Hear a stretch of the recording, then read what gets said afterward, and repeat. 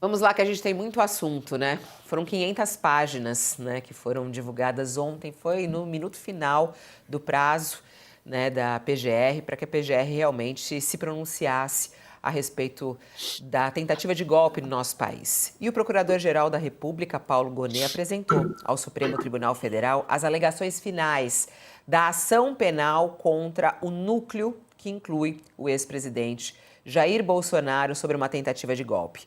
Para a PGR, Bolsonaro é o líder da organização criminosa que tentou uma ruptura institucional no Brasil e seria o principal beneficiário do golpe. E por isso, segundo Paulo Gonet, ele deve ser condenado, assim como os outros 7 réus do primeiro grupo central. Segundo Gonet, a organização criminosa começou a agir em 2021, incitando a intervenção militar no país e espalhando narrativas falsas sobre o sistema de votação. A PGR pede a condenação de Bolsonaro por 5 crimes: liderar a organização criminosa armada, tentativa de abolição violenta do Estado Democrático de Direito, golpe de Estado, dano qualificado pela violência e grave ameaça contra o patrimônio da União e a deterioração do patrimônio tombado. Esses são os crimes que foram apontados para Bolsonaro, segundo a PGR, que pede a condenação do ex-presidente da República. Vamos lá, Josias, como é que você analisa esse documento divulgado pela PGR, que é um passo importantíssimo no nosso país para entender o que aconteceu em 2022? Muito sólido o documento do Procurador-Geral, essas alegações finais, tem 517 páginas. E nesse material o Procurador-Geral da República forneceu pano para manga, para o colarinho, para os bolsos do uniforme de presidiário que o Supremo vai vestir no Bolsonaro e também nos 7 coadjuvantes desse núcleo crucial da trama golpista. O Paulo Gonet pediu que o Bolsonaro seja declarado culpado dos 5 crimes atribuídos a ele. E juntos, esses crimes compõem o atentado mais grave que alguém pode cometer contra uma democracia. Atentar contra ela, contra a própria democracia. Isso pode, se forem considerados os patamares máximos de cada crime, a pena pode chegar a alguma coisa em torno de 43 anos de cadeia. Desde que o Mauro Cid começou a colaborar com a Polícia Federal, uma pergunta foi se tornando um complemento inevitável de todos os desdobramentos da investigação.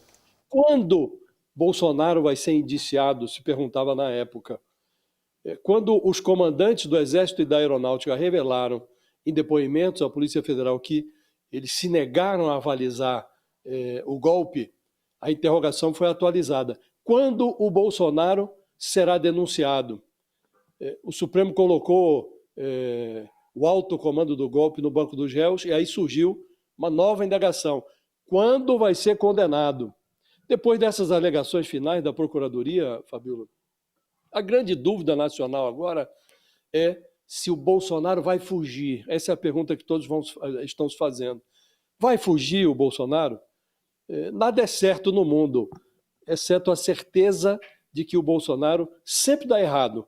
Quando se começou a duvidar do Bolsonaro, era porque não havia a menor dúvida. Hoje, o Bolsonaro mesmo sabe que ele é indefensável. Está roçando as grades. E aí pede ao Congresso que o anistie de um golpe que ele diz que nem tramou. Antes de ser condenado, já pede a anistia. Então, é preciso ver agora como vai se comportar o Bolsonaro diante dessa sua nova realidade. Ele é praticamente um presidiário, está prestes a ser declarado presidiário. Eu me lembro que em novembro de 2020, Fabíola, quando a Covid já tinha matado mais de 160 mil brasileiros, o Bolsonaro disse: todos nós vamos morrer um dia, tem que deixar de ser um país de maricas. Espera-se agora que ele receba esse título de presidiário como homem. Quer dizer, um pedido de prisão domiciliar não faria jus à fama de imbrochável, mas seria menos constrangedor do que uma fuga para a Embaixada dos Estados Unidos, que é o que se prenuncia. Então é preciso ver agora como vai reagir o Bolsonaro a essa sua nova realidade. Mas não há mais a menor dúvida de que ele é praticamente um um presidiário, um ilustre presidiário. A sentença deve vir em setembro.